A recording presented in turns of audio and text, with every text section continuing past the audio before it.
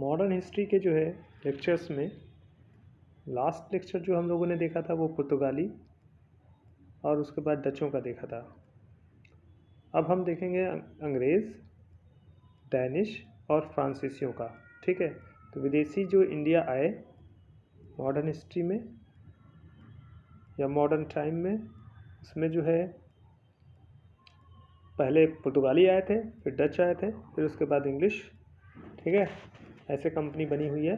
तो इंग्लिश जो है, जो ब्रिटिशर्स थे, वो कैसे आना शुरू हुए इंडिया? तो देखिए, सबसे पहले जॉन मिल्टन हॉल जो है ये इंडिया आया, और ये आया स्थल मार्ग से आया, लैंड रूट से। ठीक है, लैंड रूट से आया था जॉन मिल्टन हॉल 1597 में सबसे पहले। इसके बाद ईस्ट इंडिया कंपनी का फॉर्मेशन हुआ 1599 में, और इसको कहा गया उस वक्त governor and company of merchants of London trading in the east. ये इतना लंबा नाम उसका था, governor and company of merchants of London trading into the east. इसके बाद इस कंपनी का जब फॉर्मेशन हुआ 1599 में, तो 217 जो है बिजनेसमैन इसके अंदर इंक्लूड थे। ठीक है, 217 व्यापारी इसमें शामिल थे इंग्लैंड के। इसके बाद देखिए, क्वीन एलिजाबेथ से इन लोगों ने परमिशन मांगी कि हम अकेले जो है बिजनेस करना चाहते हैं ईस्ट इंडिया में। ठीक है, तो क्वीन एलिजाबेथ ने जो है इजाज़त दी, एक चार्टर बना के दिया इनको 1600 में 31 दिसंबर को। और इसमें लिखा हुआ था कि सिर्फ दिस कंपनी, जो गवर्नर एंड कंपनी मर्चेंट करके है, ईस्ट इंडिया कंपनी भी कहते हैं इसको, यही कंपनी सिर्फ जाके जो है बिजनेस करेगी कहाँ पे? वो इंडिया में और इंडोनेशिया में और ये सब ईस्ट कंट्रीज़ जो हैं उसमें आके। ठीक है, तो ईस्टर्न कंट्रीज़ में कौन आके बिजनेस करेगा? तो सिर्फ यही कंपनी आगे करेगी और कोई नहीं करेगा। तो 15 साल के लिए ये मोनोपोली जो है इनको मिली थी। बाद में इसको इंक्रीज़ कर दिया गया और बढ़ा भी दिया गया। तो इस तरह से ये जो क्वीन एलिजाबेथ का जो है चार्टर पाके ये कंपनी जो है ईस्ट इंडिया में आके बिजनेस करने के लिए अकेले क्या हो गई? अकेले जो है इसके पास पावर आ गई। ठीक है, एलिजिबल हो गई। इसके बाद देखिए, इसके अंदर एक बोर्ड ऑफ गवर्नर्स होता था, कंपनी का एक बोर्ड ऑफ गवर्नर था। तो एक बोर्ड ऑफ गवर्नर के अंदर टोटल 26 मेंबर्स थे। एक उसमें डायरेक्टर हुआ करता था, एक डिप्टी डायरेक्टर था और 24 मेंबर थे। ठीक है, तो इस तरह से 26 टोटल जो है बोर्ड ऑफ गवर्नर्स थे के अंदर जो मेंबर थे, और वही जो है पूरे जो है ईस्ट इंडिया कंपनी को देखा करते थे। ये इंग्लैंड में बैठते थे। ठीक है, फिर उसके बाद देखिए, जब ये बन गई कंपनी, फिर इंडिया के लिए जब ये लोग आए तो 1608 में ये पहुँचे। कैप्टन हॉकिंस जो है ये आया इंडिया, और इसके हाथ में लेटर था। एक लेटर किसका था? जेम्स फर्स्ट, ये किंग थे वहाँ के इंग्लैंड के। ठीक है, क्वीन एलिजाबेथ थी तो किंग जो है जेम्स फर्स्ट थे। ये जो है लेटर, इनका लेटर लेके कैप्टन हॉकिंस शिप से आया। तो शिप से पहले आने वाला इंडिया कौन था? तो कैप्टन हॉकिंस था। ठीक है, और ये पहुंचा सूरत। सबसे पहले कहाँ पहुंचा? 1608 में पहुंचा सूरत के बंदरगाह पे उतरा ये, और फिर उसके बाद वो गया दिल्ली, वो आगरा में जहांगीर से मिला ये। ठीक है, जहांगीर से उसके दरबार में मुलाकात की। हॉकिंस जब दरबार में पहुंचा तो उसने जो है पर्शियन और टर्किश भाषा में जो है लैंग्वेज में जो है जहांगीर से बात की। जहांगीर बहुत खुश हो गया, इसलिए उसने उसको जो है खान की उपाधि दी और 400 का मनसब दिया, जो उस वक्त जो है मुग़ल एक जो है पद हुआ करता था। मनसब जो हुआ करता था वो पद हुआ करता था। ठीक है, उसमें सैलरी और घुड़सवार जुड़े रहते थे। तो मनसब जो है 400 का मनसब दिया गया और खान की उपाधि दी गई। किसको? कैप्टन हॉकिंस को जहांगीर ने दी। ठीक है, ये याद रखने वाली चीज़ है। कैप्टन हॉकिंस आया था और आगरा में पहुंचा था, आगरा में मुलाकात हुई थी।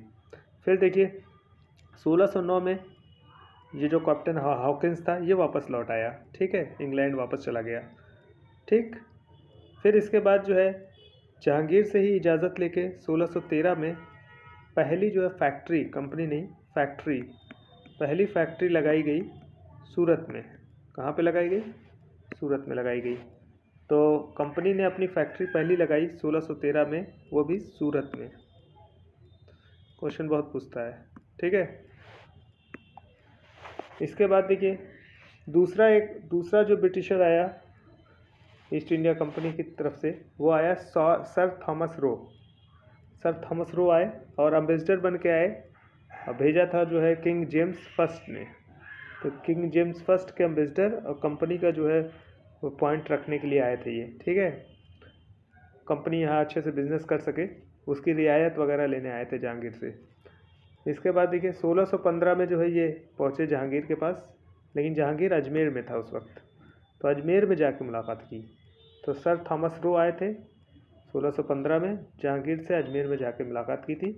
और ये जो एम्बेसडर बन के आए थे किंग जेम्स फर्स्ट, ठीक है। फिर देखिए 1619 में जाके ये रिटर्न हुए हैं। काफ़ी समय तक ये इंडिया में रहे, ठीक है, जहांगीर के समय में। तो 4 साल के करीब जो है रह गए इंडिया। फिर इसके बाद देखिए जब अंग्रेज़ यहाँ आ गए, उसके बाद कोठियाँ वोठियाँ बनने लगी, उनकी फैक्ट्रियाँ बनने लगी। फैक्ट्री का मतलब वही कोठी है, कोठी बनने लगी उनकी, जगह जगह पे कोठियाँ इन्होंने बनाई। तो एक बनाई 1640 में, मद्रास शहर इन्होंने बसाया, और वहाँ पे जो है सेंट जॉर्ज फोर्ट, मद्रास में जो है सेंट जॉर्ज फोर्ट, ये किला बनवाया गया 1640 में। इसके बाद 1677 में बॉम्बे सिटी ये बनी, ठीक है। उसके बाद 1690 में देखिए जॉब चार्नॉक थे, जॉब चार्नॉक। तो जॉब चार्नॉक जो है इन्होंने कलकत्ता शहर बनाया, और 3 गाँव को मिला के, सुतानाती, गोविंदपुर और कालीकट, 3 शहर था, इनको मिला के जो है बनाया। एक जो है क्या बोलते हैं, शहर बसाया कलकत्ता, ठीक है, जॉब चार्नॉक ने। और देखिए यहाँ पे जो है बम्बई जो बनाया था वो गैरोल्ड अंगियार ने बनाया था। गैरोल्ड अंगियार, इन्होंने जो है बम्बई शहर का नींव रखी थी। और फ्रांसिस डे ने मद्रास की रखी थी। फ्रांसिस डे, इन्होंने जो है मद्रास शहर बसाया। बम्बई जो सिटी थी वो गैरोल्ड अंगियार की थी, और जॉब चार्नॉक ने कलकत्ता बनाया, ठीक है। तो इस तरह से लोग हैं। तो 1640 में मद्रास, 1677 में बम्बई और 1690 में कलकत्ता। सीक्वेंस लगाने को दे सकता है कि किस तरह से ये बने हैं, ठीक है। इसके बाद देखिए यहाँ पे ब्रिटिशर्स का ख़त्म हुआ, कि ब्रिटिशर्स इस तरह से जो है शुरुआत हुई इनकी। इसके बाद जब ब्रिटिशर्स की बात करेंगे तो हम लोग शुरू करेंगे वहाँ से, प्लासी से, बक्सर और प्लासी से, ठीक है। बक्सर और प्लासी में जाएंगे, वहाँ से ब्रिटिशर्स जो है पावरफुल होना शुरू हो जाएंगे। मतलब सिराजुद्दौला जब नवाब रहेंगे और मुग़ल कमज़ोर हो जाएंगे, तो मॉडर्न हिस्ट्री के उस पोर्शन में आकर हम पढ़ेंगे। लेकिन यहाँ पे स्टार्टिंग ऐसे हुई है अंग्रेज़ों की इंडिया के अंदर, ठीक है। और बिज़नेस करते थे यहाँ, बहुत सारी सामान यहाँ से ले जाके बेचते थे इंग्लैंड में, अच्छा पैसा कमाते थे। इसके बाद देखिए डैनिश भी आए थे हमारे यहाँ, डेनमार्क के रहने वाले डैनिश। 1616 में ये आए थे इंडिया में। पहली फैक्ट्री जो लगाई 1620 में लगाई, ट्रावनकोर में, ठीक है। तमिलनाडु में पड़ता है ट्रावनकोर, अभी भी है। यहाँ पे आके इन्होंने पहली फैक्ट्री लगाई डैनिशों ने। दूसरी फैक्ट्री लगाई 1676 में, मतलब काफ़ी समय बाद, श्री रामपुर में, बंगाल, ठीक है। बंगाल के श्री रामपुर में इन्होंने अपनी फैक्ट्री लगाई। इसके बाद देखिए 1745, इन्होंने 1745 आते आते इनका बिज़नेस बहुत कमज़ोर हो गया, और फिर अंग्रेज़ों को 1745 में अपनी पूरी फैक्ट्री, जितनी भी फैक्ट्रीज थी इनकी, इन्होंने जो है बहुत कम रेट में बेच दिया। बेच के ये इंडिया छोड़ गए, ठीक है। तो इस तरह से डैनिश 1745 के में यहाँ इंडिया से पूरी तरह से बाहर हो गए, ठीक है। तो ये डैनिश का था थोड़ा हिस्ट्री। इसके बाद देखिए फ्रांसीसियों के बारे में। अच्छा, इसमें थोड़ा सा ये देख लेते हैं कि ब्रिटिशर्स की जो है फैक्ट्रीज कहाँ कहाँ थी। देखिए ब्रिटिशर्स फैक्ट्री कहाँ कहाँ थी। तो एक तो सूरत में थी इनकी फैक्ट्री, पहली शुरुआती सूरत से हुई थी अंग्रेज़ों की। उसके बाद उन्होंने जो है, आपने देखा एक एक करके जो है सारे शहर बनाए, जैसे मद्रास इनका हुआ, फिर बॉम्बे हुआ, ठीक है। ये सब शहर इनके जो है बसे एक एक करके। मद्रास 1639 का है, ठीक है। 1690 कलकत्ता है। हुगली में 1651 में फैक्ट्री इन्होंने बनाई। विशाखापत्तनम में 1682 में बनाई इन्होंने अपनी फैक्ट्री। बॉम्बे जो है 1668 में,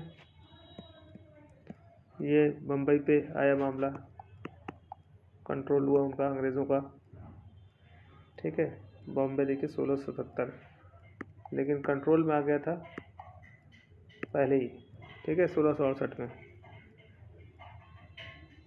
तो इस तरह से जो है ये इम्पोर्टेंट शहर हैं जहाँ पे इन लोगों ने अपनी फैक्ट्री बनाई। 1608 में सूरत में, उसके बाद जो है 1639 में मद्रास है, फिर 1690 में जो है कलकत्ता है, हुगली है 1651 में।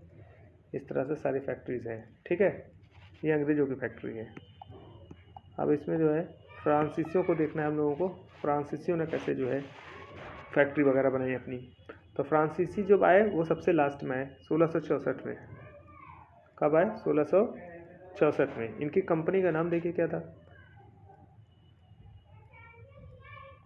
कंपनी डिस इंडीज़ ओरिएंटेड, ठीक है, कंपनी डिस इंडीज़ ओरिएंटेड। ये फ्रांसीसियों की कंपनी का नाम है, 1664 में बनी है। फिर देखिए पहली फैक्ट्री जो इंडिया में आके इन्होंने लगाई वो सूरत में ही इन्होंने भी लगाई 1668 में, ठीक है। तो अंग्रेज़ों ने भी लगाई थी और फ्रांसीसियों ने भी यहीं पे लगाई, लेकिन अंग्रेज़ों ने 1608 में लगा ली थी, ये बहुत लेट आए, 1668 में आए। दूसरी देखिए फैक्ट्री इन्होंने मछलीपत्तनम में लगाई 1669 में, एक ही साल बाद, ठीक है। तो इधर सूरत हो गई, इधर मछलीपत्तनम हो गया, तो जहाँ इनकी फैक्ट्री हो गई। मछलीपत्तनम में डचों ने भी लगाई थी। गवर्नर देखिए फ्रांसिस मार्टिन जो था, इसका नाम बहुत है, इसको फाउंडर कहा जाता है, रियल फाउंडर कहा जाता है फ्रांसीसी पावर का इंडिया में, ठीक है। इसने फोर्ट लुइस पौंडीचेरी में बनाया, फोर्ट लुइस, ठीक है। फोर्ट लुइस पूछ सकता है कि किसने बनाया था। तो फ्रांसिस मार्टायर ने जो है ये फाउंडर है इंडिया के अंदर फ्रांसीसी पावर का, और फोर्ट लुइस इसने पौंडीचेरी में बनाया। फिर इसके बाद देखिए बंगाल के अंदर इन्होंने जो है अपनी फैक्ट्री कहाँ पे बनाई, तो चंद्रनगर में बनाई। तो सूरत और उसके बाद मछलीपत्तनम, फिर चंद्रनगर। 1690-92 में ये बन के तैयार हुई फैक्ट्री इनकी चंद्रनगर में। चंद्रनगर बहुत मशहूर था। फिर इसके बाद देखिए गवर्नर डुप्ले आया। गवर्नर डुप्ले जो है 1731 में चंद्रनगर का गवर्नर बन के आया, और इसकी एक जो है इसने सबसे पहले इंडिया के अंदर ये सोचा कि यहाँ पे यूरोपियंस अपने लिए जो है घर बना सकते हैं या अपने लिए जो है यहाँ पे शासन कर सकते हैं, वहाँ इंडिया के ऊपर यूरोपियंस का राज हो सकता है, ये डुप्ले ने सबसे पहले सोचा था। और फिर उसी की नीति थी हड़प नीति, ठीक है। इस नीति को शुरुआत हड़प नीति का जो है गवर्नर डुप्ले ने ही किया था। बाद में उसको डलहौजी ने जो है खूब अच्छे से अप्लाई किया, और कई जो है स्टेट्स को इंडिया में अंग्रेज़ों ने कब्जा कर लिया, ठीक है। तो इस तरह से जो है गवर्नर डुप्ले की ये हड़प नीति है। इसके बाद देखिए अंग्रेज़ों से और फ्रांसीसियों से कई बार जो है लड़ाइयाँ हुई, क्योंकि फ्रांसीसी भी मजबूत थे और अंग्रेज़ भी मजबूत थे, ठीक है। तो पहली जो लड़ाई हुई है वो हुई है 1746 से 48। इसको कहते हैं, जितनी भी तीन लड़ाइयाँ मेन हुई हैं और तीनों कर्नाटक वार कहलाती हैं। कर्नाटक के नवाब को लेकर लड़ाई हुई थी सारी, एक तरफ जो है अंग्रेज़ थे और एक तरफ जो है फ्रांसीसी थे, ठीक है। तो कर्नाटक के आसपास ही सारी लड़ाई हुई है। 1746 से 48 तक चली है पहली लड़ाई, एंग्लो कर्नाटक। ला शैपल की ट्रीटी हुई और ये फिर ख़त्म हुआ, ठीक है। तो ला शैपल की ट्रीटी पहली जो है एंग्लो कर्नाटक वार में हुई थी। दूसरी जो है तुरंत जो है एक ही साल बाद फिर लड़ाई शुरू हो गई। अच्छा, इसको जो है ऑस्ट्रेलिया के जो है उत्तराधिकार का युद्ध भी कहते हैं। ऑस्ट्रेलिया के उत्तराधिकार, ऑस्ट्रेलिया का उत्तराधिकार युद्ध ये भी कहते हैं। तो ऑस्ट्रिया के अंदर जो है उत्तराधिकारी को लेकर झगड़ा था, अंग्रेज और फ्रांसीसी लड़ गए उसमें। 1746 से और इंडिया तक आ गई आग उसकी। तो 1746 से लेकर 1748 तक ये लड़ाई चली है। पहली ला शैपल की संधि हुई है, फिर उसके बाद 1749 एक साल बाद फिर शुरू हुई, 54 तक चली वो, और इसमें पौंडीचेरी की संधि हुई, जहाँ पर फ्रांसीसी अपना घर बनाए हुए थे पौंडीचेरी, यहीं पर पौंडीचेरी चला गया था अंग्रेजों के कब्जे में, लेकिन बाद में उन्होंने दे दिया। 1756 से 63 में ये तीसरी लड़ाई थी। इसको 7 वर्षीय, ये 7 ईयर वॉर भी कहते हैं, ठीक है, 7 ईयर बैटल। और इसमें जो है पेरिस की संधि हुई, पेरिस में जाकर संधि हुई थी इसकी। और बीच में एक लड़ाई हुई है यहाँ पे 1760 में, जो बहुत निर्णायक थी, बहुत ज़्यादा जो है डिसीजिव थी, और उसमें ब्रिटिशर्स ने फ्रांसीसियों को बुरी तरह से हराया। वहीं से ये तय हो गया कि फ्रेंच यहाँ पे पावर अपनी दिखा नहीं पाएंगे, उनको हटना पड़ेगा। और वाडी वाश का युद्ध जो है यही था 1760 में। ये युद्ध जो है ये एकदम निर्णायक था, डिसीजिव था। यहाँ से फ्रांसीसी एकदम वीक हो गए और पौंडीचेरी तक ही लिमिटेड हो गए, ठीक है। तो 7 ईयर्स वॉर जो है 17 जो है 56 से ले 63 तक, ये बहुत इंपॉर्टेंट वॉर है, ठीक है। पेरिस की संधि हुई 1763 में, ये ख़त्म हुआ ये जो युद्ध चल रहा था। लेकिन बीच में एक युद्ध हुआ है वाडी वाश का युद्ध 1760 में, ठीक है। चलिए, तो 3 संधियाँ हुई, ला शैपल, पौंडीचेरी और पेरिस की, और 3 कर्नाटिक वार हुए। इस तरह से जो है फ्रांसीसियों का, डैनिश का और अंग्रेज़ों का भी पोर्शन ख़त्म हो गया, ठीक है। अब इसके बाद हम लोग देखेंगे कि कैसे जो है और स्टेट्स कौन कौन से थे, जैसे मराठा, सिख, इन लोगों के बारे में देखेंगे।